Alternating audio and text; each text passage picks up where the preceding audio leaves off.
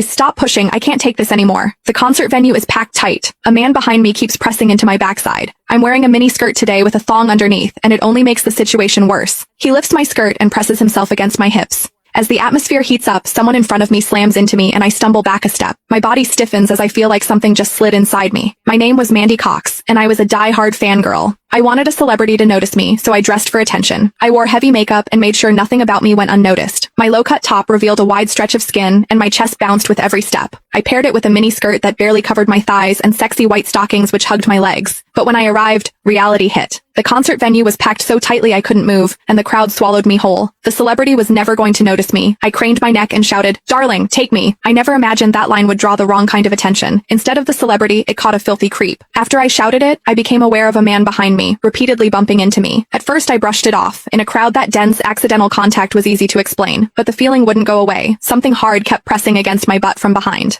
I assumed I'd accidentally backed into his hand where it rested behind me, so I turned and offered a polite apology. "Sorry, I didn't mean to bump into you." He paused, then flashed a leering smile and said, "It's okay, I don't mind." When I turned back toward the stage, I felt him press against me again, more deliberate than before. I kept my attention on the celebrity on stage and shut him out. The man became increasingly brazen, pulling up my skirt and pressing close against my backside. I had only a thong on underneath, which left my butt exposed. I felt his touch directly against my skin and assumed it was his finger. Only then did I realize something was wrong. The pressure was warm and solid in a way a finger could never be. My mind lurched as the truth hit me. In the 20 years of my life, this was the first time a man had ever molested me. Fear surged through me, sharp and overwhelming, and my body reacted with an instinct to flee, but there was no way to move. The concert floor was packed wall to wall, leaving me stuck where I stood. I drew myself tight, bracing as if tension alone could keep the fear out. As I did, my hips closed around the man's so-called finger, trapping it between my cheeks. An unfamiliar sensation followed and warmth rose to my face. What confused me was that I didn't recoil from it. There was a muted comfort to it, and against my will, it sparked a faint sense of expectation. The man behind me seemed to take it as a signal. He moved in closer, repeating the motion until the intrusion was unmistakable. I had lived a sheltered life as a college student, and now I was being toyed with by a stranger while surrounded by people. Shame surged within me without warning. I felt the urge to sob, but my throat closed and my voice deserted me. Worse still, the pressure forced my thong inward and sent a restless, prickling discomfort through my body that wouldn't fade.